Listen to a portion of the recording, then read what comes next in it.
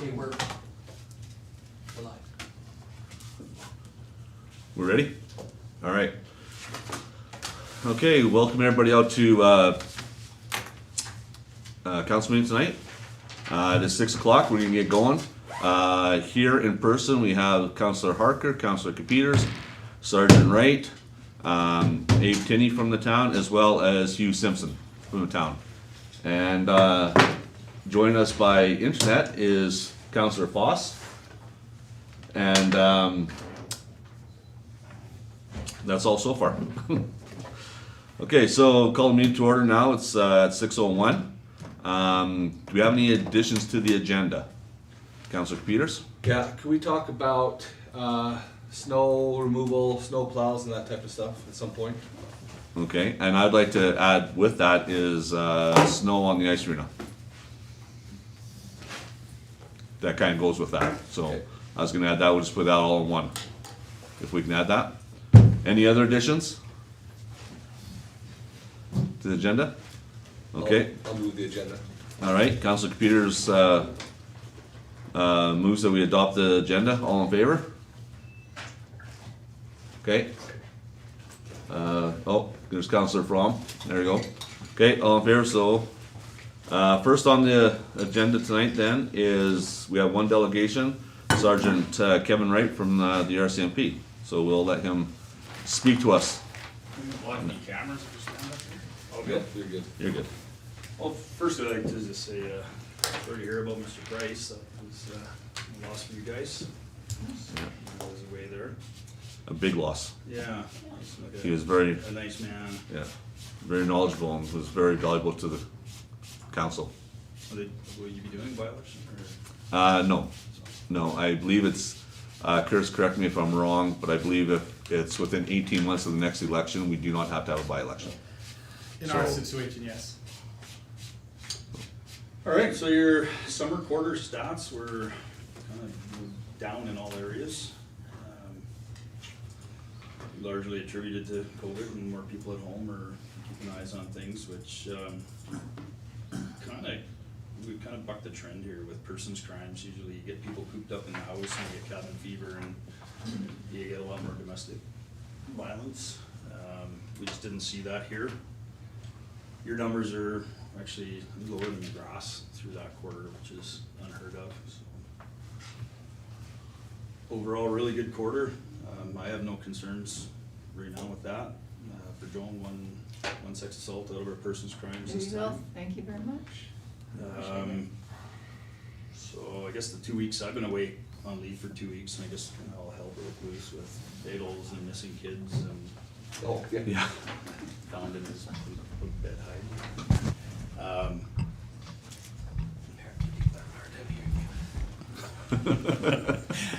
Yeah, so he was found. It was always the good outcome we're looking for there. We just had one member who was due for transfer here any day. He got hit head on over at Spring Coulee, so he's gonna be probably out for 3 months in that awful snowstorm we had last I was wondering who that was. I heard about it. but Yeah, I it was didn't Constable know. Mustafa. Oh, okay. He got smoked That's too pretty bad. good, and so Where was he transferring to? Coronation. Yeah, so he was due out. Charles Gemmel, that's been with us for 4 years here, he's off to Coronation. I think Sunday's his last shift, so he's going to Ident. Good pause for him, and then we really lucked out. We're getting Glenn Fenimore. He goes to Depot for his conversion. He's a 15-year Calgary police member, and he comes with a ton of experience, That's good. homicide, Awesome. undercover.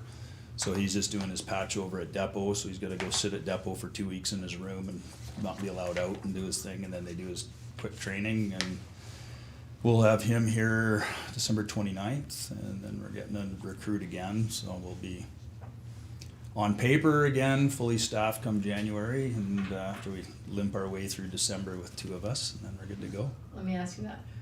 When somebody comes in like that, do they request it, or that's just how it happens sometimes? I've heard this. For him, Yeah, I did a little bit of networking on that one. Oh, okay. I knew he was patching over, and maybe took him out for dinner and kind of leaned him towards Well, we us, appreciate so. your Nice. networking. thanks for helping us No, out. they're given a choice, and he's his wife's a surgeon in Lethbridge, and he was offered us or Tabor, and Tabor's a move, and I sold him on Raymond, Yeah, Nice. perfect. Good. which is nice. Awesome. And then the new kid we got coming, he's I think early 30s, and he was a peace officer with in Calgary at all the hospitals for quite a few years, so he'll be So he fingers has crossed. some experience too. Yeah, you're not, getting a guy that's completely out of the realm, so, but again, with a recruit, there's 6 months, so we're gonna Yeah. be July before we see him on the road, so.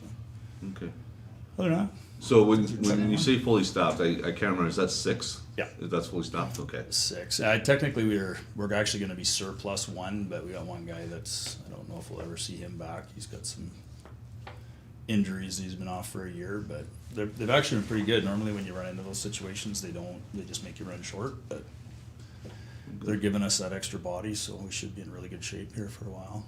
So we don't Are they getting more and more recruits going to Depot? Like, Well, I problem- heard for a while they were having troubles recruiting people. Recruiting's not so much the issue. I mean, COVID's really hurt us, right? 'Cause normally we're running 45-ish troops a year through, whereas I think this year they ran 12. Oh, So with attrition and, Yeah. yeah, it's gonna be it'll have a ripple effect down the road for sure. So, okay. All right. Does anyone have any questions for Sergeant Wright? No? Okay. Well, we appreciate all that you guys do and to keep us safe and everything, and I appreciate your response time to accidents. My daughter went in the ditch on that Saturday night a week ago, just west of town here, and I was behind her about 15 minutes. I picked her up, and it was that 15 minutes, and we passed the police and the ambulance and everybody going out to make sure nobody was stranded in the car. Someone called it in, and you guys were there within 20 minutes. Yep. In a real bad snowstorm, so I appreciate it, and I'm sure the rest of the town appreciates it too, Yeah. so. Well, Good we response time. appreciate, we didn't have many accidents, believe it or not. People just did what they I thought it'd be a should, lot more. stay home. Yeah. Right, like, I mean, I haven't seen a snowstorm like that in a long, Yeah. long time. Yeah. A long time, so. So, okay, well, thank you very much. All right. We nothing appreciate else? it. We're good. Okay, Yeah. thank you. Thank you.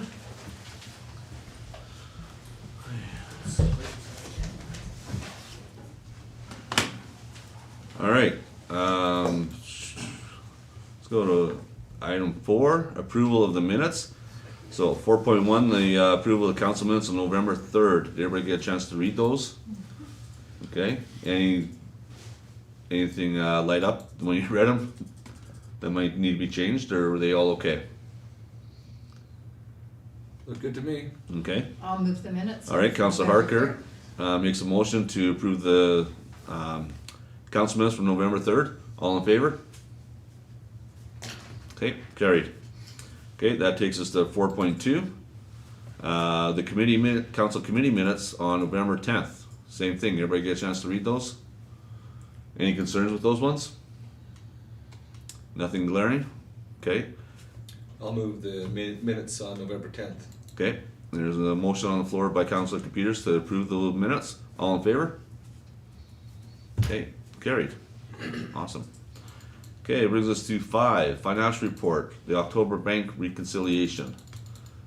All right, anything jump out at you there on the bank reconciliation? Anybody? Anything you want to discuss? I think it was all straightforward when I looked over it, and nothing jumped out at me. Can I mention one thing, Chairman? Yes, Can you hear me?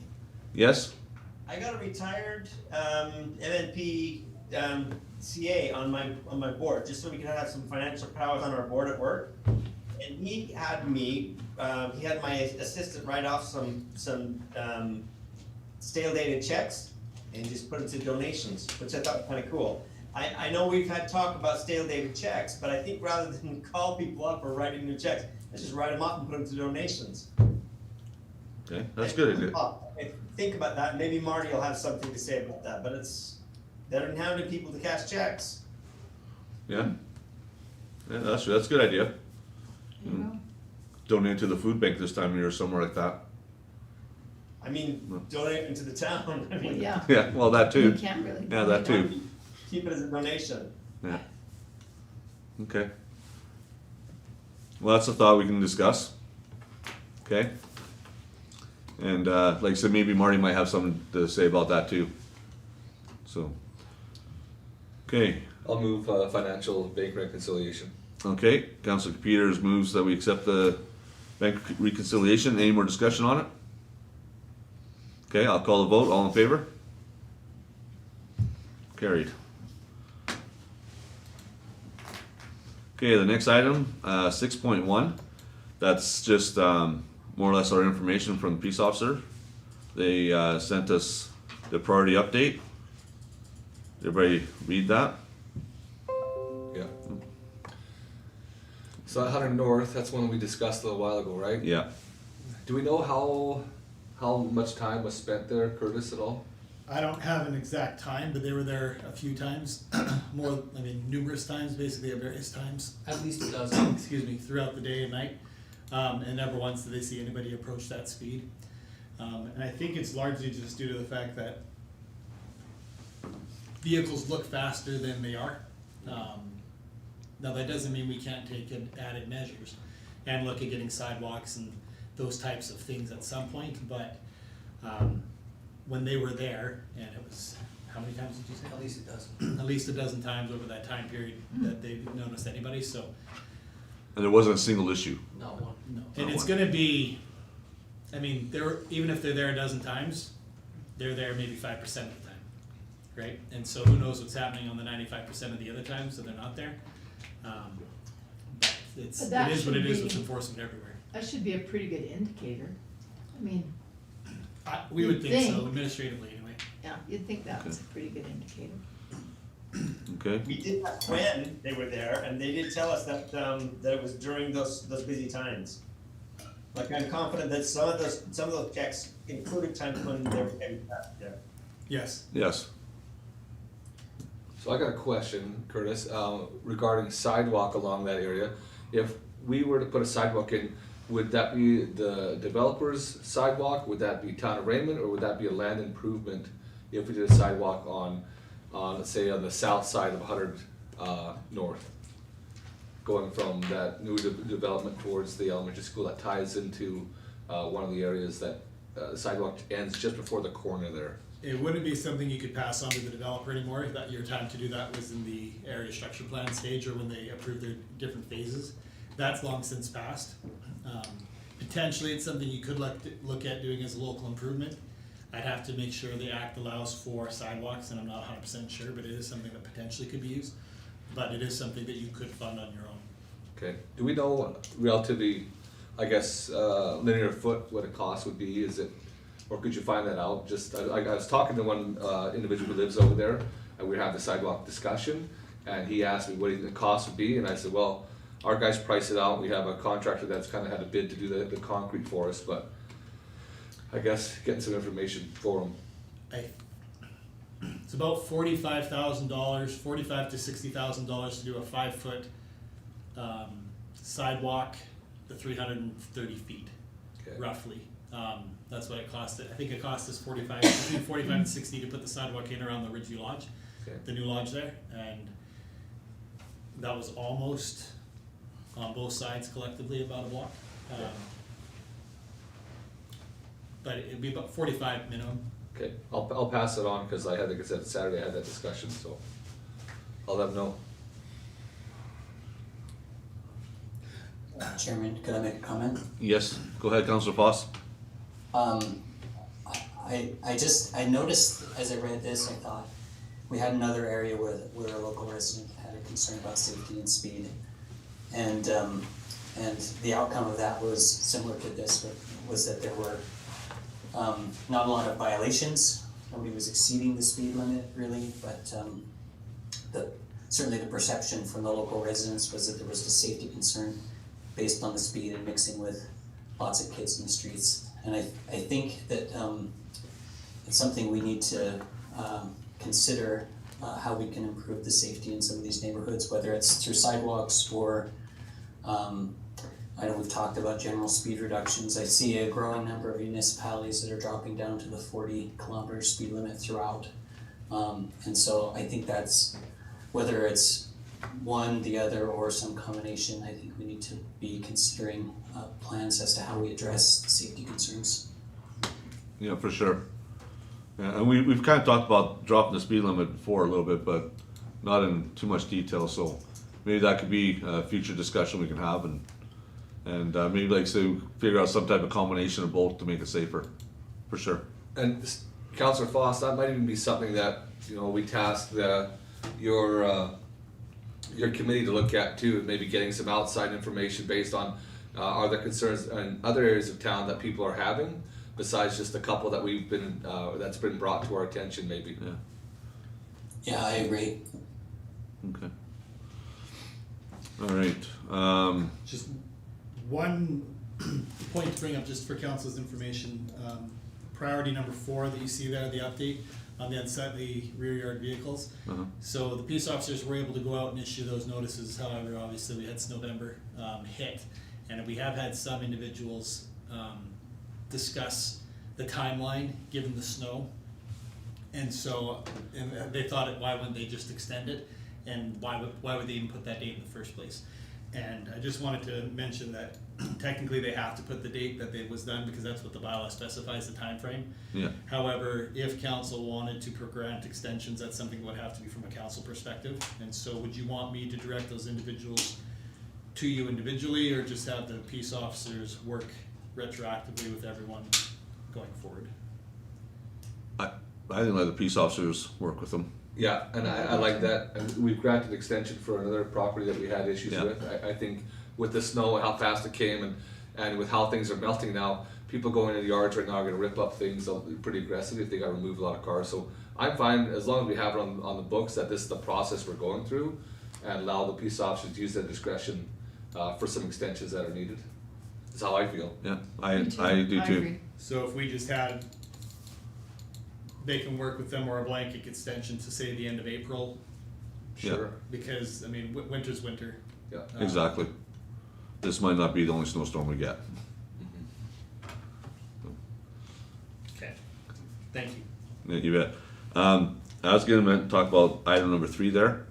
Have we already informed the public when that will be enforced? Like on our website or anything like that, or do we not? We haven't made any mention of that.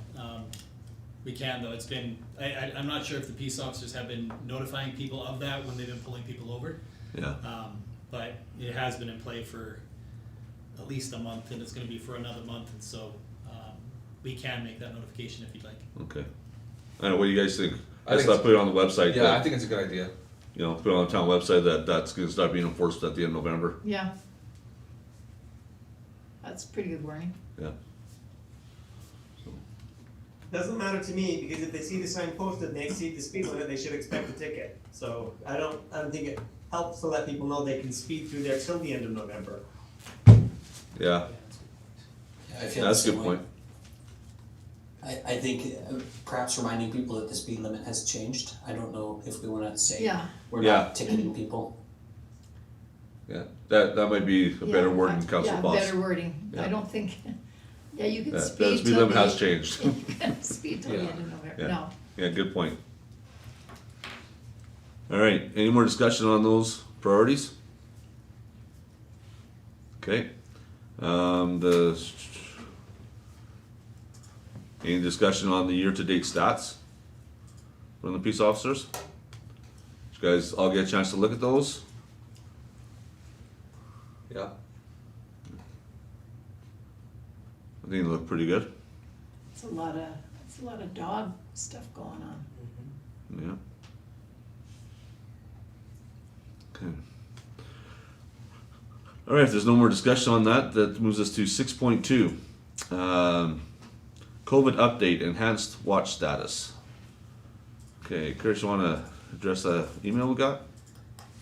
Yeah, so, last week, the province on Thursday made a bunch of changes regarding, COVID-19 enhanced measures just due to various places within the province exceeding a threshold that they've set, which would move them from the watch to an enhanced status location. On that Thursday, the town of Raymond, within the county of Warner, was notified that we would have those enhanced measures applied to us. And so we're just wanting to, bring this to council's attention. We did send out that email to everyone, but we wanted some input from you because the area that we're in is a little bit different. The major metropolitan urban areas are under a bit stricter guidelines than what we are here. And so there is a couple of changes that are exclusions that we are allowed to permit within. And they're specifically related to a ban on indoor group fitness classes and team sports, and a ban on group singing, dancing, and performing activities. We are not under that restriction. However, there is recommendations that they're requesting. And so we are, however, though, under an enforcement where there's no social gatherings inside your home or outside of your community, a 15-person limit on family and social gatherings, a limit of 3 cohorts plus childcare. And just for your information, council is not a cohort. So just so you're aware, they define that. They're encouraging masks in all indoor workplaces. Employers in office settings to reduce the employees into workplace at one time. Restaurants, pubs, stop liquor sales by 10 p.m. doesn't really apply here. 50-person limit on wedding and funeral services indoor and outdoor, and faith-based gatherings limited to 1/3 capacity. So those remaining 8 restrictions, or 8 changes, they are in effect for us here. And so what we're wanting to do is just let council know of those restrictions, and then get your input on a couple of proposals. So administratively, we did send out an email to council about what we were going to be implementing within the office. And so as of now, those who are coming to the town office, outside of those that are just paying their bills, that are just here in and out, will have to complete the contact tracing form. They'll have to fill out their information, so that if someone is notified, we'll be able to tell them. If someone is tested positive, we can track down who may have been here or in contact with that at that time. There's gonna be increased hand cleaning practices that are gonna be implemented throughout the building. And we are going to be having mask use within the common areas. So for all employees, when you're in your office, you don't have to wear the mask, but if you're walking down the hallways or in the common area and in the foyer, mask use is a requirement for the employees. We are also saying that anyone who's coming in outside of paying your bill, if you're coming to meet with a staff member, a mask is required as well, just for that, to make sure that the town is at least following the recommended practice. We have had some questions from the public about an enforced mandatory mask bylaw, to which we've told them that council to this point has not felt it necessary. And there is no requirement for the town to pass a mandatory mask bylaw. They're recommending that there is mandatory mask bylaws, but it is one of the areas that they're still allowing individual municipal discretion based on municipal preference. And so you do not have to, but it is something you can consider to do. There is a letter from the public that is attached to the email that's in effect requesting that. And so I feel some direction from council, or discussion at least, as to what you'd like to see there might be prudent.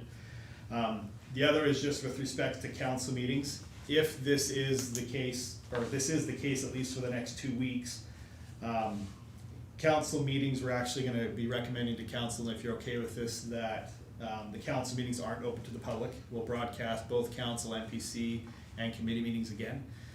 If groups are coming in as delegations, that's fine, they can come and attend in person, but there won't be a gallery. And if a group is coming as a delegation, there's no more than 2 people per group. We are rotating office staff, so not all staff is working within the office. We have various staff members that are working from home, just to ensure continuity if someone were to get sick, that we don't all get sick at the same time. And for council meetings, so that we can have the 6 of you here, but not all here, and not the same people always having to log in at the same time, we're proposing kind of a virtual attendance schedule, where Councillor Fromm and Councillor Foss would be for this week and next week, Councillor Copeters and Councillor Haggy would be on December 1st and December 8th. You would log in from another location. And then December 15th and December 22nd, Councillor Harker and Mayor Depew would log in from another location. And December 29th is the 5th Tuesday, and there wouldn't be a meeting. Hopefully we can get back to more normal type realities at that point. But if you do have any concerns with that, let us know. Otherwise, this is something we thought would be prudent to push forward. And so I've given a bit of a wide-ranging discussion of topics for your consideration. So I'll stop there. I'll let you talk about those issues, and then we'll talk about some of the facilities and things that have come up there. So. Okay, I have a question. Do you know of any municipalities that have decided to enforce wearing masks? There are some in the, It's not the cities. cities and large said- towns yeah. mostly. I'm not aware of smaller towns that have necessarily, but that's not to say that it hasn't happened. I haven't checked Yeah, regularly to see if some have passed them. I know Clarisholm had a motion and I think it was defeated. That's probably the smallest that I've heard of in our area anyway. But definitely the cities and the large towns in the province, almost all of them have gone that route. we've gone that way, okay. All right. Okay, maybe want to start the discussion on that? It's always a tough one.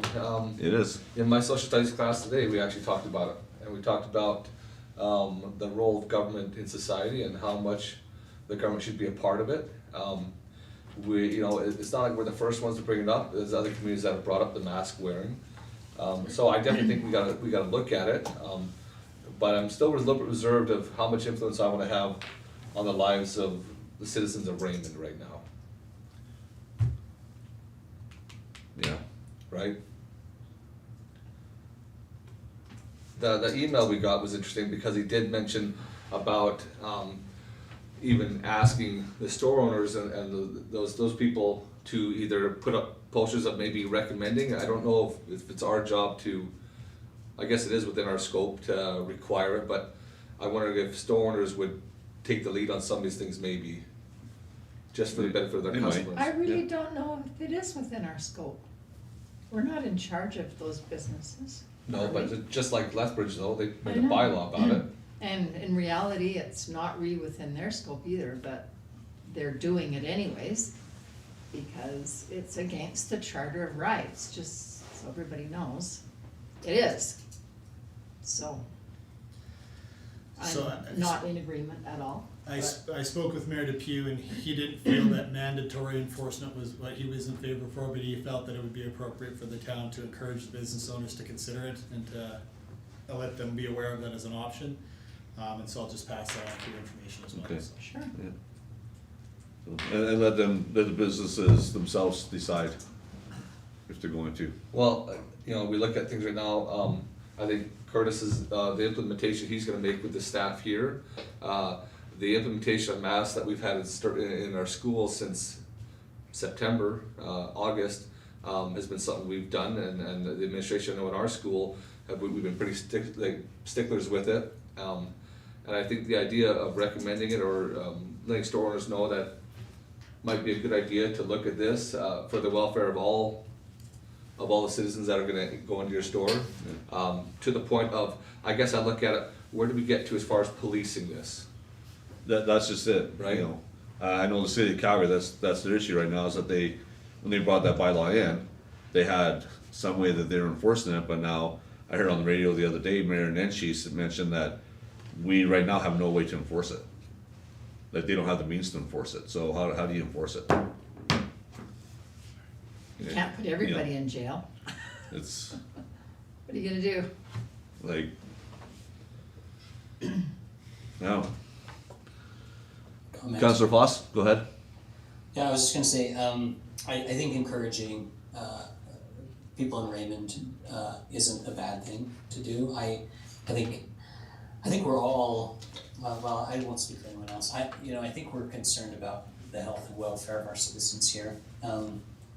And I don't right now feel like a mask mandate makes any sense in Raymond. at this point, so I wouldn't support that, but I do think, some encouragement to be, good citizens and kind of, look out for the health and welfare of those around us isn't a bad thing. All the things, Curtis, you recommended in your list of things the town is doing as an administrative body, I support all of those. I think those are prudent and reasonable and I think good.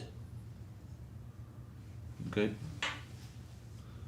Yeah, I'm in favor of what Councillor Foss said, that we can encourage them, but I don't know if we can go much further than that at this point. Well, I mean,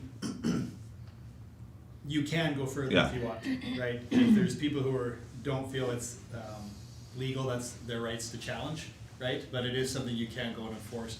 The reality though is we have a hard enough, and I'm speaking bluntly, but we have a hard enough time getting people to register their dogs. Which Yeah. is a fairly benign, non-controversial topic. I'm not really eager at trying to spend resources and manpower doing that at the moment because I'm not sure how effective it would be. However, that doesn't mean we can't do it. Yeah. It would just be as effective as it is everywhere else with the manpower we have. So I'm not trying to dissuade. If that's a direction council wants to go, we can definitely implement it. The perspective we had with here is there's not 100% unanimity with the recommendations we're doing here at the office either. Our perspective has just been, regardless of our personal beliefs on the matter, the town should lead, following the recommendations of the province, and that's what we're doing. But at that point, it's really up to the public and our feelings to kind of decide what they do from there, so. Okay. I wanna hear Ron. Oh, no, you don't. Yeah, I'm quite sick and tired of COVID. I mean, I know some people have died from it, but I know some people have died from the flu as well. I know some people have died from smoking cigarettes. I have talked to quite a few people who have had to I can't even ever say the word, but I mean, have had to stay home for 2 weeks, and it is literally nearly ruined their financial lives. I've known some professionals who have had to shut down their businesses, and it's nearly literally ruined their financial lives. And I think that's important to keep the economy healthy as well as it is to keep the people healthy. I also had very almost close personal people who have had COVID and have sailed through it, hardly even knowing they were sick. Tested positive and didn't really have any problems with it at all. And I know that other people have been killed by it, so I mean, it's all over the map. But I am not in favor of doing any more restrictions on the people of Alberta or Raymond or Canada or the world. There are plenty and to spare. So in my opinion, I'm not in favor of any more restrictions. Okay. Call me redneck if you want to, Yep. but I agree too. I have 2 friends that have lost their businesses. They will never open them again. They rented space in Lethbridge, they're done. That's pretty sad, you know, anyways, it is what it is, but, today in Lethbridge with a client of mine, and I watched these people coming in, they couldn't even wear their own masks. They had to take off their own masks and put on, I mean, and that's a good thing in a hospital setting, I get it. But I mean, holy cow, I mean, we have had so many restrictions for so long, I'm so sick of it. and, yeah, 3 people in a cohort, I can't even get together with people who live in my own house, you know, like, I'm having a hard So, time. I guess, Limit of 3 cohorts, so it's not 3 people. But your family could be a cohort. right? Okay, well, that So isn't that would gonna be work one. either. so I'm wondering though, if we send something out on whether it's through the chamber, expressing, a valid concern that we have from the public, and I guess mentioning something for the store owners in town that they may look to, not necessarily mandate, but could put something out requesting that masks, where possible, are worn within their stores, without having to make it, Bylaw. bylaw or dead set that you're gonna get a fine of $1,000 if you don't wear a mask. Or you're not gonna be able to go in that store, but Yeah. let the businesses decide Yeah, themselves. Yes, that, and, if they're willing to do that, I guess it's up to them, but they could always recommend it, but making us have to be the watchdogs and police to enforce, I think, is not necessarily the right thing right now. I agree. Okay. Alright, so Chris, you looking for a motion on this then, or just That's direction? only if you're wanting to do anything.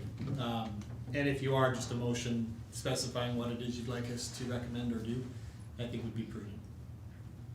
Well, I kinda like what Council Peters just said, just encourage the businesses to ask people to wear masks, but let them police it, not us. Is that kinda what you're saying? Yeah, Staff I don't know how you members wanna or word it. Staff members and client, customers, or? yeah, I think people are coming through the store, whether it's a poster out front that just says, Masks are recommended, or? yes, you know, masks are recommended, but not that we're not gonna serve you if you show up without a mask. You're hearing lots of people that are vulnerable, that are staying home and getting other people to do their shopping for them. That's always an option. Yeah. I know, especially our pharmacies, I think even the Merc will do delivery of groceries, And, for and those see, that are. that's what I think Yeah. should happen. Seriously, if somebody is scared, or if their health is at risk, the onus is on them. I'm sorry, you know. Well, I know with my work right now, where I'm working on, I'm doing a lot of the downtown area and the business along Third Avenue. And I'd say at least half of them, the doors are locked. You can't even go in. And they come and they open the door just enough to get the package to them, and they shut the door. Like, I'm not even allowed to even open the door, walk in, hand them a package. The hard part too is So- that some of our businesses And- may not be set up for Yeah. additional phone and orders, I think maybe, and Yeah. and I don't necessarily think that they need to change a business plan for that, but that might be an option for some of them, is to, maybe they do hire one delivery person that delivers for them if the business stays up. Because just like you mentioned before, I think with COVID, less people are traveling, less people do the shopping based on some of maybe the mask bylaws they have there. That people wanna shop local, and it's a service that our stores can provide for the residents.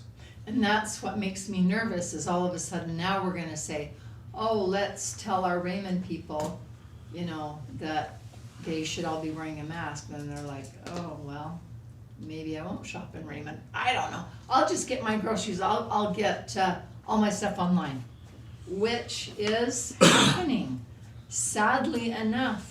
I mean, I have 9 kids, they get everything online, you know. That's job security for me, even- Joan. Even, Or Councillor well, I Harker. know, and that works good for Yeah. you, but it doesn't work good for our stores. But also, I've talked to a lot of people, and they told me if I would have known how easy it was to buy things online, I would have done it 10 years ago. Exactly, You know, exactly. and that's the way it's So, going. That scares me for all our businesses, because that's exactly what I'm seeing with all my kids, they buy everything online. I would like to hear from our chamber, our business, to see, are they having patrons show up that are, have expressed interest to them or something to them about mask wearing in the store? A little bit more data I'd like to get. Before we make a motion on this, just see, I think a recommendation is something we could do, and whether we have the council do, I think it's something that's prudent that we could just do, but I'd like to actually hear from store owners and see what their concerns are with COVID, something that's bothering them. Or they're waiting for the council to come out and mandate it rather than them doing it Yeah. themselves. yeah. And see, that's what scares me, is if we mandate it, then I just don't like that. And we don't wanna hurt their Then business we don't either. wanna hurt, I don't Yeah. wanna hurt their business. Yeah. I mean, has anybody seen anybody in the Merc or the pharmacy with a mask? Like, I've seen a I couple. have. Yeah, I've seen a few. Yeah. I haven't seen anybody. Yeah, I've seen a few But people but wear. again, that's somebody looking out for themselves. Exactly, and Um, I'm fine with that. I'm great with that. I think that's, and the whole thing is, if that mask works, then, hey, they're good. Yeah. So why am I required? 'Cause I can't Personally, breathe. I don't have a Sorry. problem wearing a mask because I do it all day and I'm used to it. And to me, if you want to go wear a mask, I'll wear one. I It had to doesn't take my dad to the hospital doesn't and I bother me a said, bit. if you want me to faint on this concrete, I'll wear a mask. Otherwise, maybe I shouldn't. Oh, okay. So I didn't have to wear a mask, but I will faint. So I'm just saying, I can't breathe. I don't know. So Where we at? we're Yeah, at. where are we at? We're nowhere. We could talk about Yeah. it till the end of time. Yeah, Do you want to make a motion and go with what Councilor Peter said about just encouraging them just to put up a sign, mask recommended, or, Yeah, I'll make that motion. You know? I'll make the motion, we contact businesses in town. Again, allowing them with their own discretion, if they choose to put up a poster or something that would say, mask recommended. So are you okay if we work through the chamber? Yes. yes, That'd be perfect, actually. So, you know, the residents understand, we're concerned about it, and we're concerned about businesses in town as well. and it shows that we're concerned about the health of the citizens, which we are. Can I make So- one comment, right? Yeah, go ahead. I think it'd be wise to share with the chamber what we have received from Mr. White and just say there are some concerned citizens in town who think that everybody should be wearing masks. But then do what you want because we're not going to legislate it. I wouldn't even, I don't know. There are some businesses in town that I know prefer people to wear masks and there are some that don't care.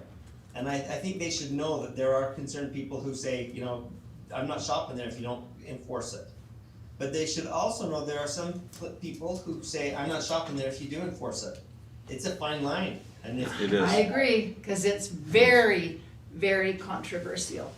it is. Well, No, there are people like Mr. White who feel this way, but I don't think they need to be enforced or even encouraged is a little strong for my taste. Me too. Okay. All right, well, we have a motion on the floor. Curtis, want to read the motion back? What you have there? Councillor Computer moves to direct administration to work with the chamber on letting the store, we'll have to flesh this out, I don't even have it written out quite right. Okay, sounds good. But Keep going. basically that, it is, now, the question though is, sorry, Ron, Councillor Fromm, you mentioned you didn't want to use the word encouraged, and Councillor Harker, you said that as well, like, what do you want me to say?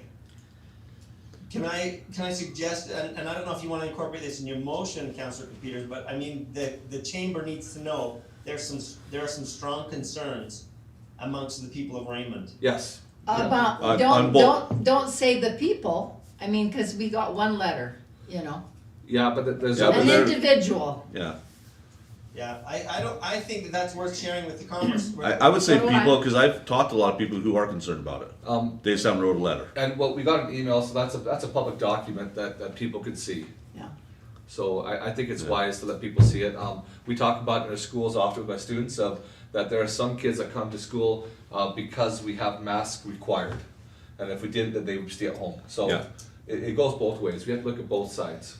It does, there's as strong sentiments on either side of Yeah. it. That's true. So then basically administration's being directed just to work with the chamber to express that there's strong opinions on both sides of the issue and to let the businesses know within the chamber of those concerns and that they can act accordingly. Yep.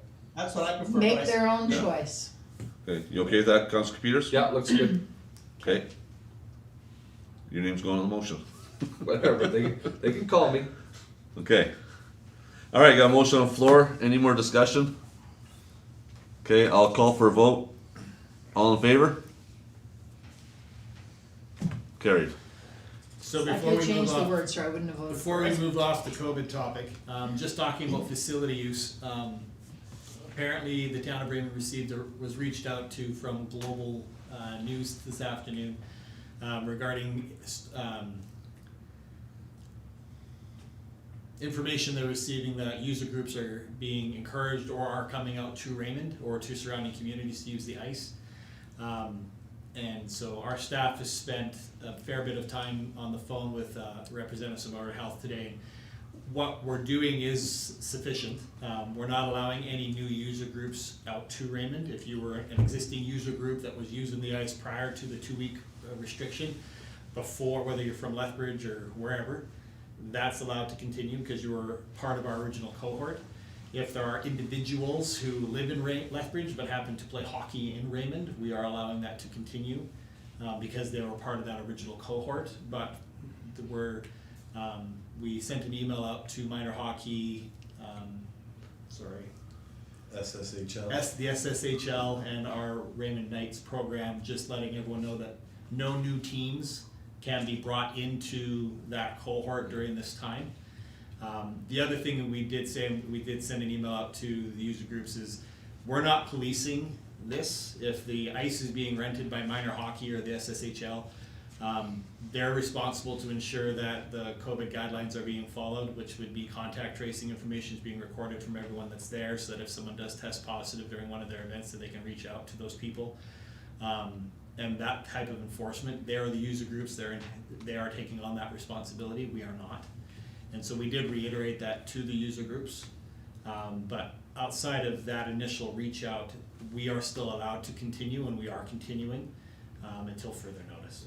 Now, unless you have any concerns about that, I just wanted to bring that to your attention in case you see something in the news.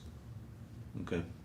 No, thanks for that. So, from my understanding, if you're already a cohort out here, that's going to keep on going, but you're not allowing any new teams, let's say from Lethbridge or Tabor or wherever, to come out and use our ice.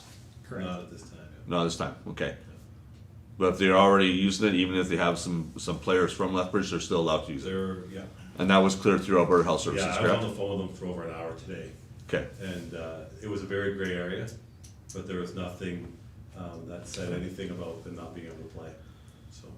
Sorry, and I do need to clarify a bit further. So one thing we do need to decide though, is we need to decide if we're willing to assume the risk of allowing users from a watch zone to come and use our arena. Even if they're currently part of a Raymond established cohort, there's a risk of allowing users from the watch zone coming to mingle with our local users. So, sorry, I misspoke there. So Yeah. you can decide if you want to change that or if you want to carry on with what we have been doing. But that's not something that I can make that determination. So back to my conversation with Alberta Health Services, is that the players from Lethbridge that are already part of a cohort team playing in Raymond, so we have 3 different leagues. One is the SSHL Mustangs, and one of them is Raymond Minor Hockey, and one of them is the town of Raymond. And in 2 of those groups, there are players players that live in Lethbridge that are joined our cohort, that have been playing here all year. And so that is allowed.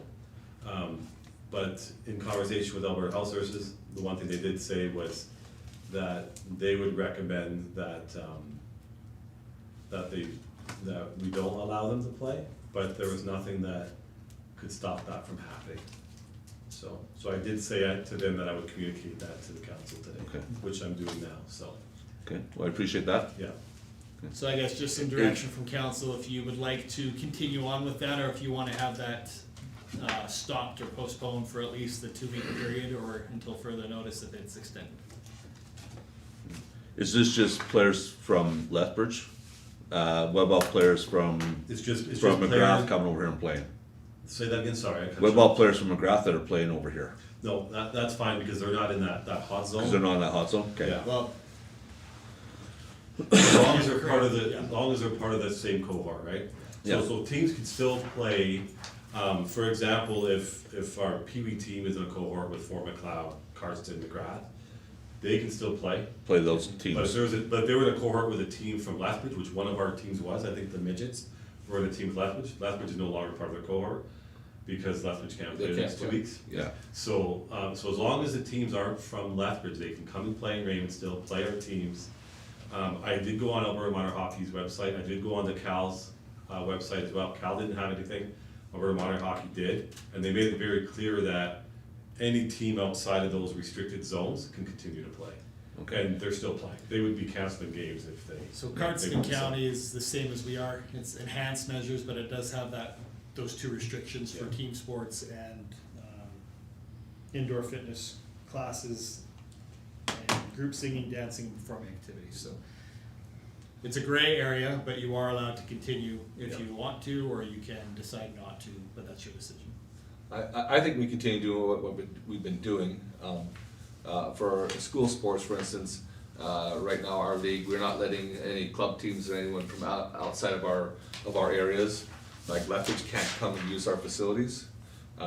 Just those in Sterling, McGrath, Raymond, Mountain View, County of Carson, County of Warner, that have been part of our leagues will be part of our new basketball league coming up, and that's how we're going forward with it for the next couple weeks. Hopefully, things don't get shut down further, but from AHS, and we'll do what AHS says. But right now, that's how we're going to move ahead with school sports. So let me ask this so I know what junior high, but with high school, so basically they can play Sterling, Raymond, McGrath, and Carson are Yeah. all a cohort. Yeah. But they can't play LCI, Winston Churchill, anything like LCI that. high right? schools They don't even aren't have doing- teams. They don't have teams? Okay. All right. So, and within the Lethbridge region, they can't practice, those groups can't get together. Club teams can't get together in those hot zones, is from what I've understood, Yeah, yeah. okay. Do you know of any players from Lethbridge that are playing high school sports out here? Like I know a couple years ago that one player was from Lethbridge, but he played out here. There's one kid, individual I know is playing in McGrath, a couple kids actually, Yeah. living in McGrath, living in Lethbridge playing here, but they started off, But they started- at school so it's- here, this yeah. is their cohort. I'm just trying to compare that Yeah. to the hockey. This is It's their cohort. basically the same thing, and- right? Very similar. And I Very think, similar. I think the idea too, is that AHS is recommending and putting in place that you don't belong to more than 3 cohorts. So Yeah. your team, school is gonna be one cohort, your family, and another group that you're involved in. As long as you're not jumping around and having a bunch of social parties in the evenings, I think is the best we can do to try and keep people safe. Social distancing, wearing masks where appropriate, I think those are all the measures that are proven that we take to ensure that our sports and the indoor activities that we are allowed to do are able to continue at least for a while. Yeah. I agree. I think we want to keep them going as long as we can. So if we could then have a motion from council to allow the existing cohorts to continue playing in Raymond as discussed.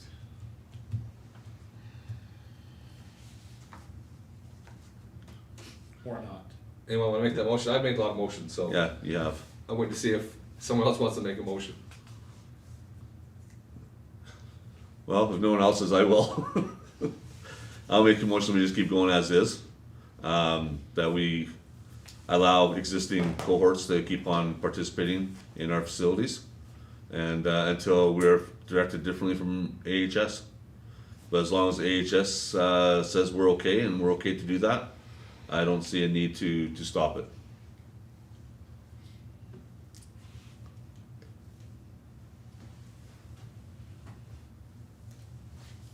There's so much that our kids can't do now that take Yeah. one more thing away from them, Take any freedom that we can get. you know, All so. the getting's good. So everybody understand the motion? Any more discussion on it? Rod does.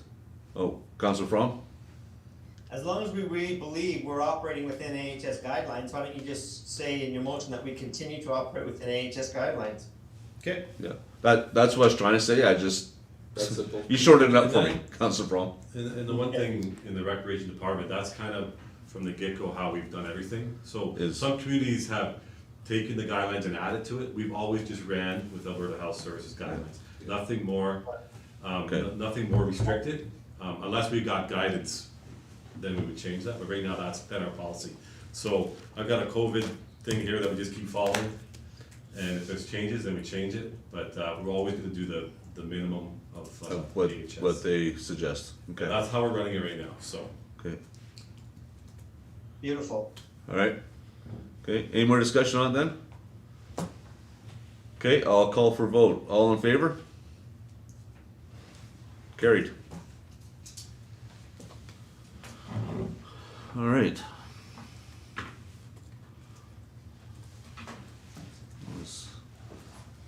Just bear with me for a minute, I just lost my place here, gotta just reboot. Okay, alright, there it is. Okay, so that brings us to 6.3, the Zero Emission Infrastructure Program. so last week at committee meeting, we discussed a potential grant program that is available through the province of Alberta to have 50% of all the costs associated with getting electric charging stations for vehicles of various stages installed in Alberta. And Natural Resource Canada is actually working through that process as well. And so Southgrow is trying to get an expression of interest of communities that are willing to express an interest. This isn't committing us to anything, but it is saying that if the funding is accessible, that we may be interested in having 50% of certain types of charging stations funded through this grant program. The council committee's discussion last week was that you were in favor of expressing an interest. We'll see how it looks with budget as we get closer, if it's a possibility. And if we were to do it, that we would be having 2 of the under 50 kilowatt charging stations, which are kind of the second fastest that was available. So we did reach out to South Grow. The attached letter is attached, just a motion. If you still are in favor of this, directing administration to submit this letter would be appreciated. And just to update you in the email, when I was talking to them, they're working on a plan to try and get it 100% funded potentially as well. And so I said, if that's the case, we might want more than just 2. Yeah. But we'll see where that goes. So I'm just wanting to know if you're still in favor of submitting an expression of interest for this program, and if so, just a motion accordingly. Okay. So I just want to confirm what you're saying, and I think we discussed last week. So this is not tying our hands to make it a financial commitment at this point. No, you are able to back out at some point. At some time. So right now, we're just, like I said, just showing an interest. Yeah. Will you give us that information as to, hey, this is going through, are you sure you wanna do this? There's some companies where yeah, I'm interested in that flyer, and also now you're stuck in some commitment for forever, right? Yeah, no. Once we find out if South Grow is successful in acquiring some of the funding, they'll let us know. And they'll also let us know if this other avenue that they're working on to have 100% funded comes through, and then we can kind of make that determination sometime between now and April of 2021 when we pass our budget. Okay? I'll move that we express interest to this letter that Curtis has written. Okay. So Councilor Harker's made a motion. Any discussion? Any further discussion? I think we discussed it last week quite a bit, so if there's no further discussion, I will call for a vote. All in favor? Okay, carried. All right, brings us to 6.4. Bike and skate park land allocation.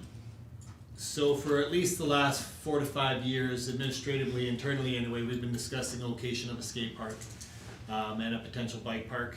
And it has been on council's radar through your various strategic planning sessions through your entire term and on the previous council's term.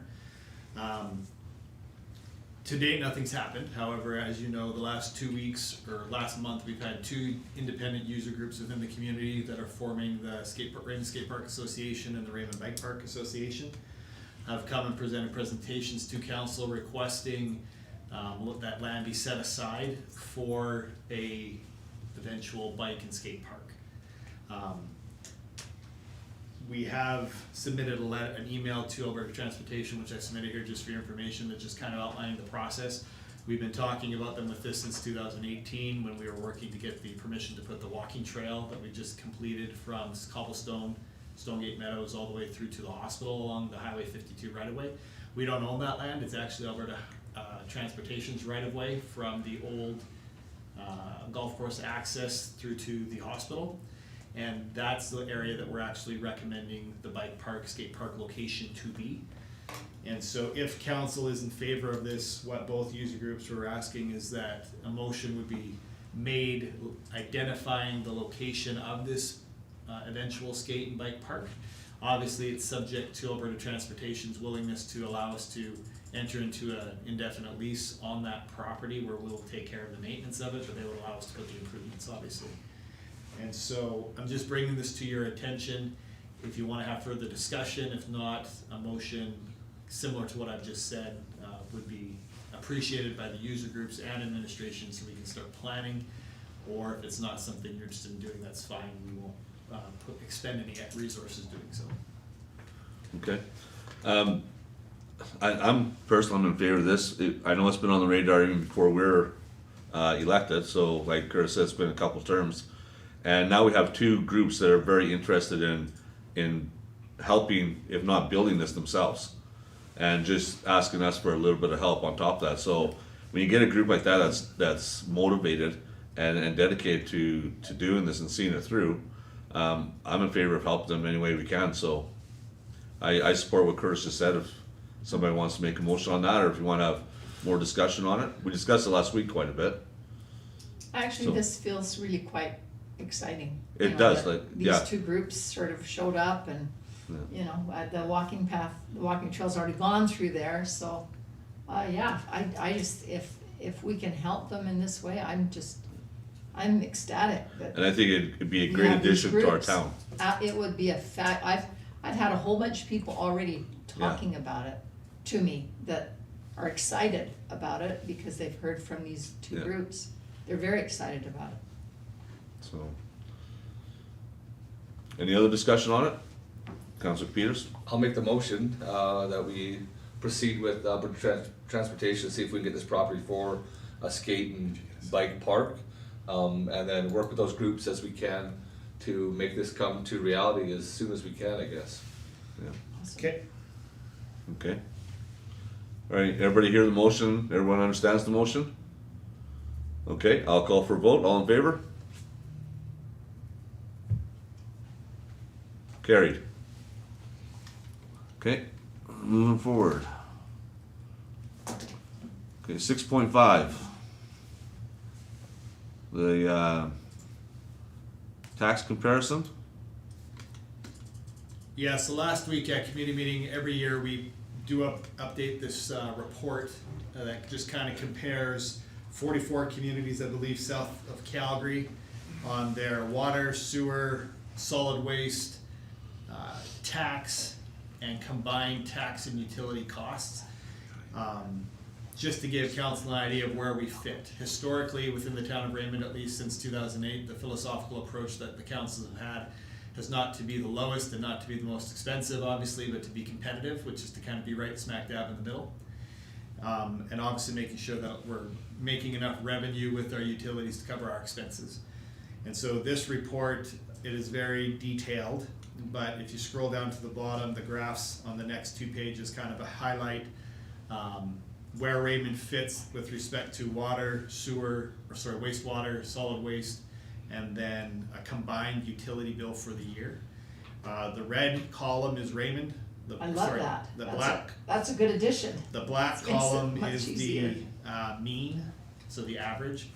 And the yellow columns are either they're the town of Cardston, Cardston, McGrath, Colehurst, Sterling, Coaldale, and Lethbridge. So kind of our comparators, I guess you might say. And so, and the red line across the middle is just trying to identify where the average is in an easy to read format. And so, the rates that are here, the water, wastewater, and solid waste columns, they do not include the utility reserves. So if they were included, the columns would be higher. However, it is included in the total. So the total municipal utility cost per year, that fourth graph, does include the utility reserve. And as you can see on that fourth graph, the average is $1,135.06 a year for Southern Alberta for 12 months of utilities. And our average cost is $1,124.40. So we are about $11 less than the average for the utility costs. And then on the next page, down at the bottom, is comparing if your house was assessed at $250,000 in all of those different communities, what would your tax be? With the individual mill rates that are applied to each community. The average would be $2,016.75, and if you look at the red column, we are slightly above that in Raymond. A $250,000 house in Raymond with our current mill rate is $2,051.79. So we're about $40 more, just under $40 more per year.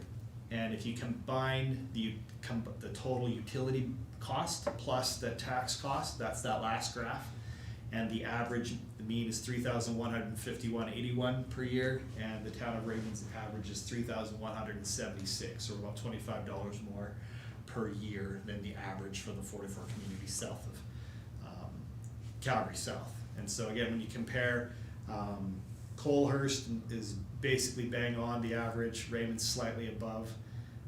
Sterling and Cardston are slightly below. McGrath is a bit further below, but we are better off than what Coaldale and Lethbridge is. And so I just wanted to bring this to your attention. Every year we do this with respect to the fees and charges, so you can kind of get an idea where you're sitting. And so we'll go ahead and make the graphs. The whole document will be available on our website, but as council requested, we'll make it public and just direct people's attention to it if they're curious. Yeah. Yeah. just so they can compare statistical data versus just perceptual. Yeah, it just makes it so much easier to read with the colors that you did. I really like that. It's So great. really, this is just for your information. Yeah, no, I like it, and I like the People fact that are you're gonna gonna, like it. that you're gonna put it on the website, so people can see it if they're, Yeah. if they wanna know, they can just address them or tell them to go to the website. Yeah, So- really good. Yeah, I think it's a very good comparison. I do too. You look at a lot of that and like comparing it to some of those towns, and then I was just thinking, what amenities we have and what amenities they have. So it's, to me, it's not even a comparison.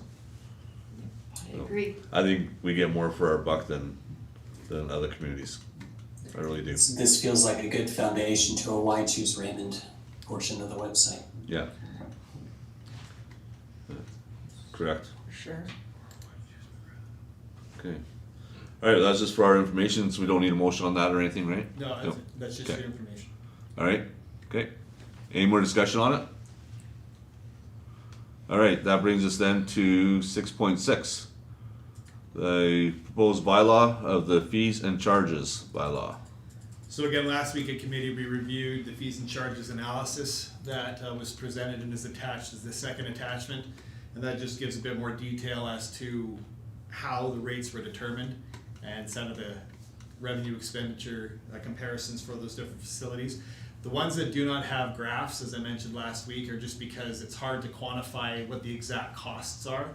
We can quantify our revenue, but it's hard to necessarily determine for, say, Parrot Park.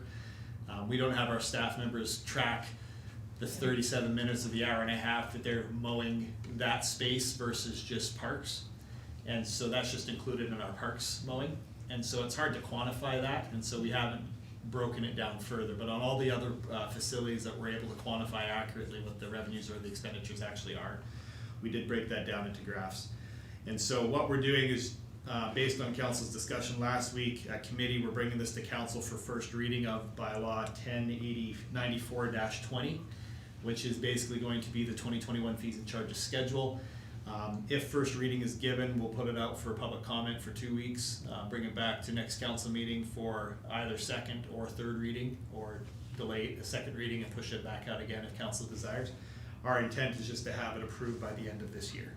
So before the last council meeting in December is what we'd like to have it approved, just so our utility rates are set for 2021. I'd move first reading. Okay, Councilor Problems moved first reading. What I like about this, a lot of them stayed the same, a lot of the costs have stayed the same. What I do like is, like, for example, a lot of it's gonna be user fees, there's increases, like we're looking at foot golf and some of those things that went up. That's all about people that wanna go do foot golf, they're gonna take that on. It's not gonna be a blanket across everyone. Yeah, yeah. And what I like, and I don't know whose idea this was, but I'm gonna give Hugh credit for this. The junior membership was always 14 years and under, and I like the 15 to 18 year range. Cause once they hit 15, all of a sudden now they gotta pay. And there's a lot of kids that don't start golf until they're 15, 16. So that helps them to get interested in the sport, Yeah, I like which will that. just increase, maybe future adult memberships, right? Absolutely. Yeah, So- I like that. So you get credit for that one, Hugh. Thank you. Thank you. Good move, you. Good move, smart. So, okay. I like them. I think that you did a real good job on this. On all the facilities and the rates. Any more comments on it? Okay, Councilor Fromm has moved first reading. Okay, all in favor of that? Okay, carried.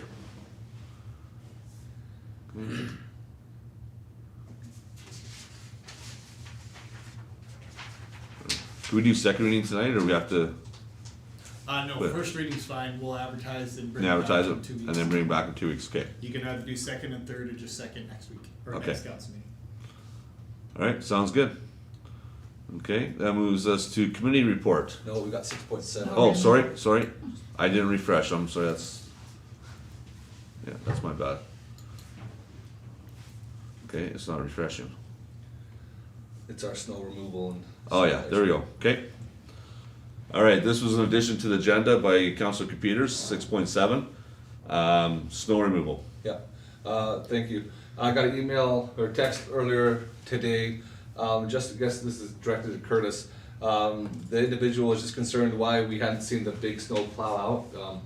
The snow came down with a vengeance, it seemed like, over the weekend, and the individual had seen the smaller units out, and just wondered if there was an advantage of having the larger snow plow being used. And then the other concern was, is there a set priority as far as how snow is removed? What areas that the town workers start on, and where they get to, I guess? So, I guess to answer the first question, we have had two vehicles out at all times plowing the streets. They are the smaller units that we have had. That was a strategic decision on administration's perspective. Using the plow truck or the smaller truck doesn't do much difference. You have a bigger cutting edge on the blade of the truck than you do I'm confusing my words, on the plow truck, the larger dump truck, versus the pickup truck. However, the pickup truck has a sharper blade, and it is more manageable and functional to direct the snow. There isn't a way to actually force the blade down into the road on the tandem truck. It's the same thing as with the pickup truck. The more snow it pushes, gravity, the only thing that's pushing it down is gravity, and as it's pushing through the deeper snow, it actually starts to lift. And so whether using the pickup truck or the plow truck, other than perception, it doesn't really do much different. The pickup trucks are far more agile, and they're far more user-friendly, for the staff to get in and out of those tight spaces. We haven't been using the plow truck, especially later on in the process, because if we were to use the plow truck now, we'd just be further exacerbating and reacquainting everybody with the windrows in their across their cleared out driveways, which we know everyone loves so much. And so we're trying to work through that and actually dig some of those out with the pickup truck. So I don't know if that answers the question or sufficiently for the person who asked, but that's the reason. Yeah, I think the individual might just think that the heavier truck might do a better job, I guess, of getting lower. But if the blade is all set on gravity, where there's no hydraulics that force it down. Correct. It's probably very similar to what the units we've already been using. Yeah, now I'm not overly technical, so this is what I'm just being told by my staff, but I don't have any reason to doubt their expertise. As far as priority routes, we do have a snow priority routes, and it's basically making sure that the access through to the hospital, the downtown core, the town office, the community center, the RCMP, and then the schools. That's kind of priority number one. After that, you're going to be doing kind of the collector arterial roads, which would be 200 East and 200 West, Railway Ave, Broadway North, those types of streets, and then it's just fanning out from there. And so that's kind of how it works, staff and resources allowing. With this last snowfall, there were at least 2 crews going at all times, basically from 7 o'clock Sunday morning of this November on throughout that weekend and into the week. We did contract private contractors to actually come help haul some of the snow and also plow certain portions of the street, which we have never done before. And so our crews, I think, were very responsive to that.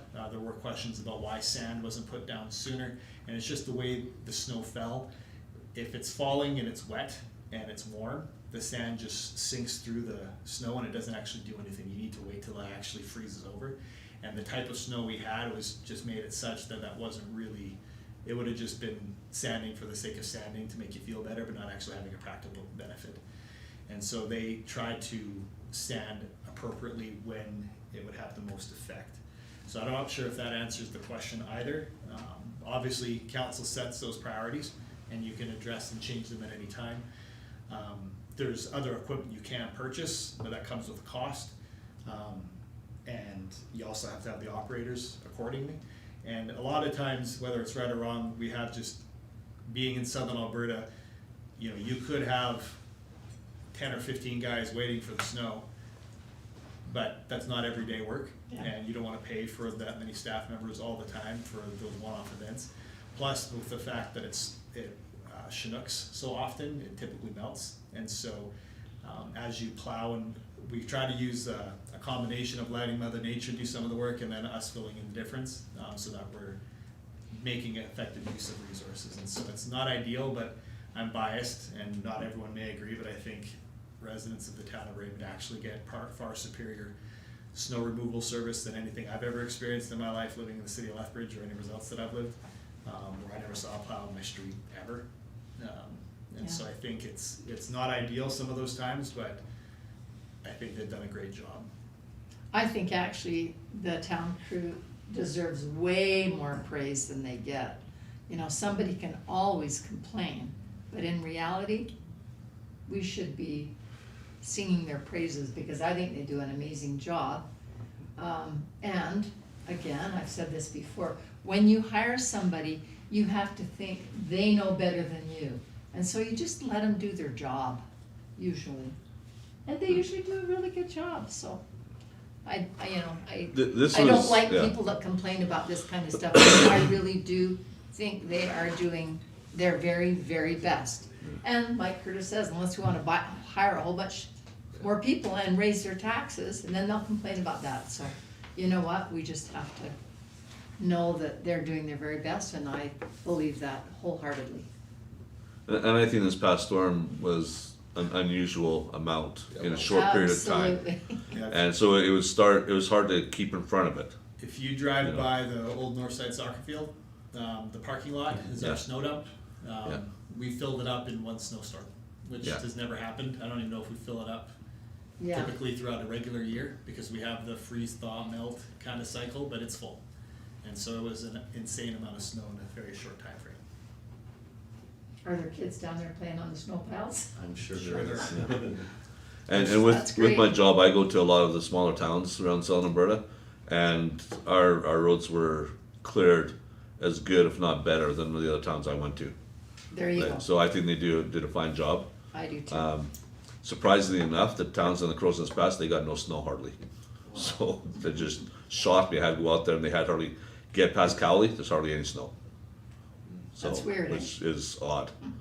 So, but anyways, I think they did a good job, but I'm kind of biased too. Yeah.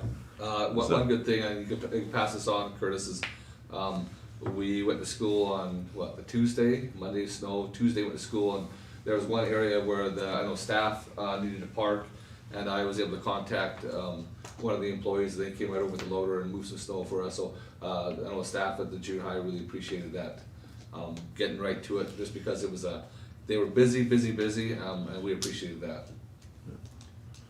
Thank you. Okay, I was the second part of that. Is that all you had for the snow removal, Councilor Peters? Yeah, that's all I Okay, I was the second part of that addition. With snow on the roof of the ice arena.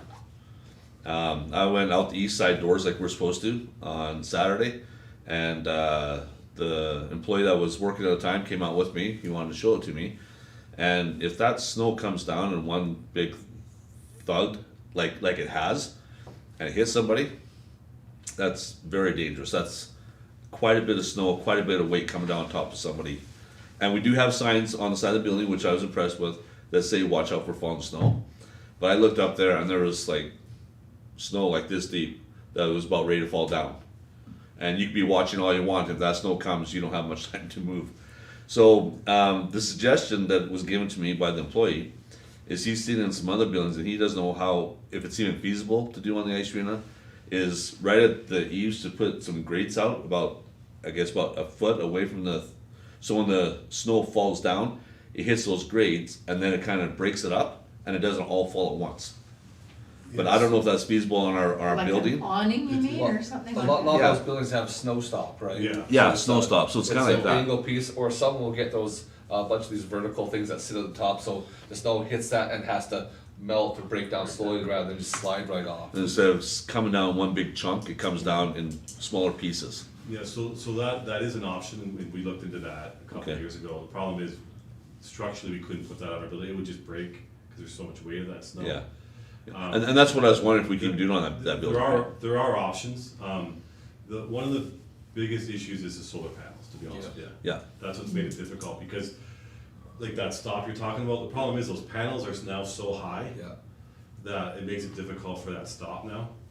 So the solar panels are what are causing some issues with that snow. And the other thing is with the solar panels, because we've always had, like, we didn't have snow falling off the roof like we do now. The Yeah. solar panels, those solar panels heat up just enough and it slides all off.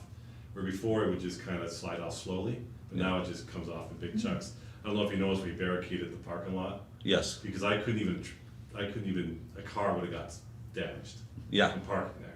So we barricaded for no one would even park there. So it definitely is an issue.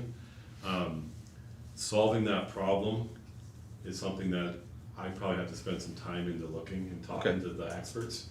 I mean, I can sit here and say, we can do this, we can do this, we can do Yeah. that, but I don't know if any of them will actually work. yeah, So, but it definitely is a concern, especially sorry, Joan, but in the past, we didn't have to worry about using those side doors. yeah, but now we do. But with COVID, that's the issue as well. So usually Yeah. when it's snow up there, you know, everyone's just going through the front door, it's not as a Yeah. concern. You can Obviously, keep those parked doors cars- locked and people don't use them, Yeah, right? That's Yeah. right. But because of COVID, we are trying to use those. Yeah. So all the snow's down now, I don't know if you noticed. Yeah, It's all down. We monitored it all day, we moved snow all day long. And I was just so hoping it's it all cleared came down off. midnight, so. Yeah, so it's all cleared off. We made it safe before the arena was open this Yeah. evening. But at the end of the day, it is an issue. Would, those solar panel people know anything about that? I Yeah, mean, they must that's, have other you know, I would- areas I that would they've call them. installed them, Yeah, and, you know, so maybe, Yeah, I would Call call them. them for sure Yeah. and find out, what solution is, you know, it's a weirdly shaped, the shape of the building doesn't help. Yeah, Right, you know, for so, sure. Yeah. there's a lot of issues there, it's a perfect storm, I feel, with that, the way it's shaped and with the solar panels. But it's something that, you know, I'll look into and see what the options are. Okay. At Well, least- I'm glad you're here and you're aware of it. Yeah, yeah. And stuff. Oh, yeah, that's why And- we barricaded. And that's why Birkin, Yeah. and I don't notice that, so Yeah. that was good. And like, the employee I was talking to, like, he's the one that came up with the idea of those grates, but he even said himself, I'm not sure if we can put those on our building, if our Not- building's it would- structural enough yeah, to they're hold not. that, all that That's weight. the problem, so. And the thing is, it's a pretty rare It is. occurrence, Yeah, right? I it mean, is. what, maybe every 10 years, Yeah, maybe like- every 20 years, you Yeah, know what I mean? Yeah, So, it is, so. you know, just one of those very weird things, right? But, no, I'm glad you're aware of it then, Hugh, Yeah, and I trust you'll look into it and see if Yeah, there's I will. a solution. It hasn't been a concern until this year. Yeah. To be honest with you, like, Yeah. we always knew snow was falling off there, and it Yeah. does fall off more than it used to because of the solar panels, Yeah. but again, because we're using those doors and because of the amount of snow we had, Yeah. like I said, it's all cleared off now, and we've cleared all Good. that walkway again, and. A few years ago, I saw the snow come off there in a big Yeah. chunk, Yeah, but what was up there on the weekend was Oh, a yeah. lot bigger chunk than what I saw. there was a foot and a half of snow Yeah, up there, so. okay. Okay, I good. hope that's okay, just. All right, now that brings us to committee report. And unless my computer didn't reset, I don't see anyone with a report. Anyone have any meetings last week or the last couple weeks need to report on? I was supposed to have a Chief Mountain meeting, but due to the travel conditions, we It postponed. was it. canceled? Yeah. I know a few of the meetings got canceled last week Yeah. and stuff just because of the travel conditions. Okay, so no one has anything to report for committee? All right, that brings us to correspondence then. Everyone get a chance to read the correspondence? You have three items there. I thought that was nice from Minister of Municipal Yes. Affairs. That was very nice. Very nice. Did, can we pass it on to Marilyn? That she could see that? I think that'd be a nice gesture. Okay. And I noticed in the fire department minutes, talking again about that search that we had. I don't know anything about search and rescue, so I'm not claiming I'm an expert or anything, but would it have been advantageous if we did contact them earlier, do you think, or was that out of our hands? Because I know we weren't in charge of the search and rescue, but Was that an RCMP decision of who they contacted first? Yeah, Yeah. that's not in our wheelhouse. that's not in our, okay. But Sergeant Wright was gone you said he was away for that time. Is he made aware of the capabilities of our fire services? I haven't spoken with him directly. I mean, it's something we can definitely do. The fire department can reach out as well. Okay. I think that, We can definitely do that. But in the end, it's an RCMP decision. Yeah. I guess we should Bring out the talk to him resources about it they tonight, feel but are I most never thought of it. effective, so. Yeah, I think council mentioned that a couple weeks ago and it just slipped everybody's mind. Yeah. I like the idea of the fire chief himself reaching out to That's not a bad to idea. Sergeant Wright I and just think sit he down and did. just talk with Didn't, them and. I don't know if Doug contacted them or if he contacted the town office, wanting to know what the deal was, but. Yeah, Yeah. But I think it might be a conversation they can sit down and have together, I think that's and right, just, for sure. you know, and stuff, so, I agree. okay. Any more discussion on correspondence? Did I hear Abe's voice there? Yes, Yes, I just noticed that the minister thinks you are the CAO. yeah. I saw that, yes. I'm not planning a coup here. It's just that Just checking. Anyway, Okay, they got some information there that maybe we could correct or something. okay. Good catch. So, the other correspondence, it's for, he wanted to make sure that it was shared with council and everybody read it, so everyone's aware of it and. We've talked about this before, and the information we got was, they warm up their vehicles with all that calibrated equipment, that has to maintain that temperature, I guess. But I could echo, why would we sit there and run for 2 hours, if that's indeed truthful, why it would run for 2 hours, I guess. Well- That's a valid concern. Yeah, that is, but we, We've talked about that before. yeah, but I apparently. thought it was I thought they had to keep their vehicles running, because if they get called out, it takes too long for everything to populate. Is that not right? Well, and Yeah. for ease of egress out of a potentially dangerous situation as well. Obviously, that's not happening at the RCMP station, but generally they leave their cars running. That's a standard Yeah. practice. Yeah, So that's in what I this thought. If it's not gonna be a long time frame, they leave the vehicles running. However, the incident in question here, the officer was using the remote start on their vehicle to keep it running occasionally, before and after, and so I think this is just a lucky coincidence of the Oh, I individual see. driving by and seeing it running and not seeing it move. But after 15 minutes, the remote start shuts off. Okay. And so the officer in question was in the RCMP building working on paperwork, restarted the vehicle just to keep it warm, because there is the need to make sure that the equipment that they calibrate is calibrated so it can function. That's what I thought. So it's kind of a combination of everything. So I think it's just the perfect storm of situations, and I think the other thing and whether I should say this or not, I do feel inclined to say, regardless of how certain individuals in the public feel about the peace officer service, we are far better suited with the service we have now than we've had historically, from a financial perspective as well as from an operational perspective.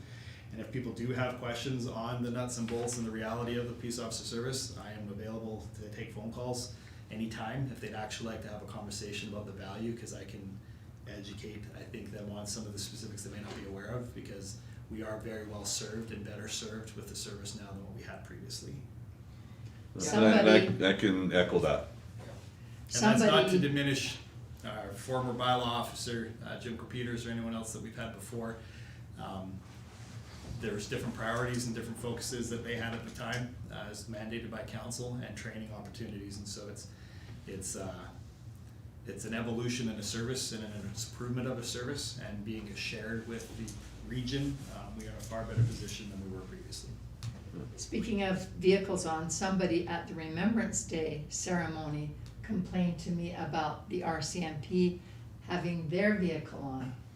And I said, Yeah, they have to keep their, they have to keep it's their their vehicle on. office. When they're not in their office, it's their office.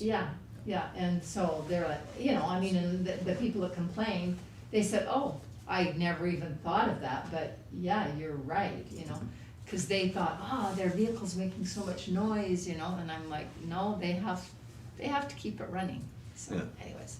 And I'll just echo Curtis's comments. I'm happy to talk with the public as well.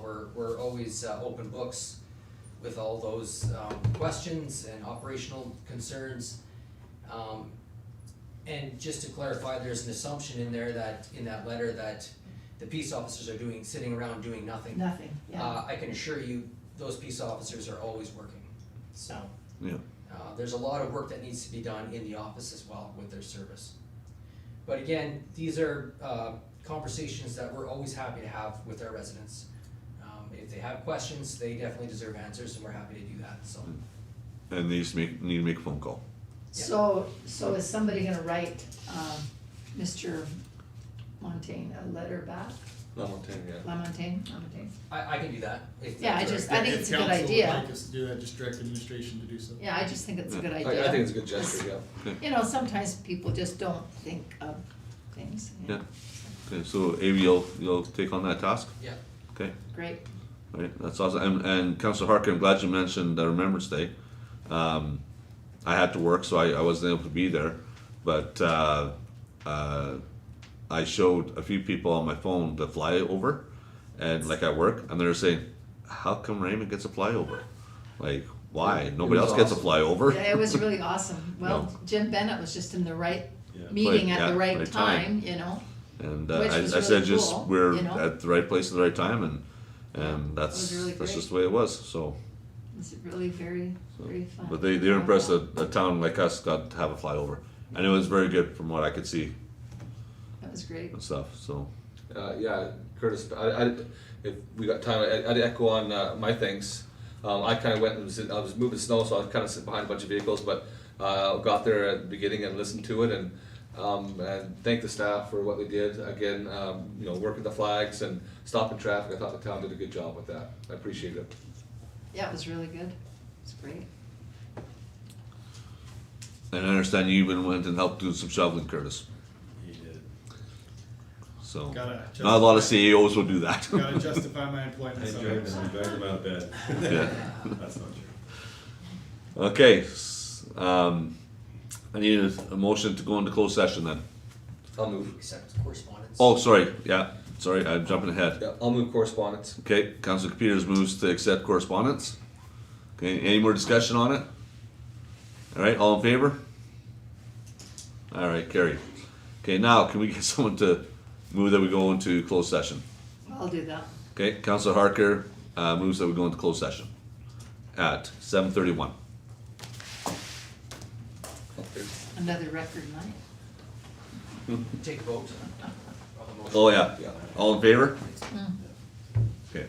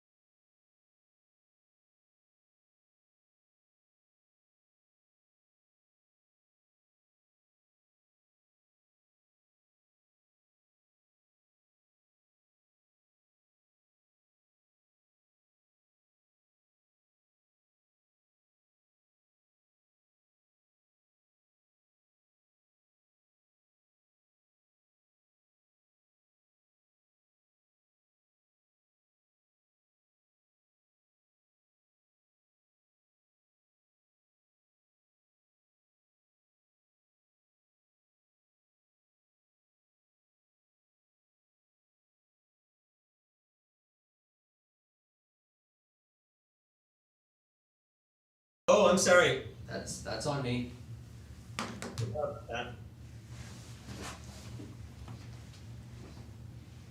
Okay, you're good. We're good?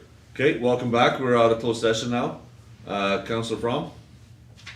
I move that we, ask administration to proceed as directed on the land matter. Okay.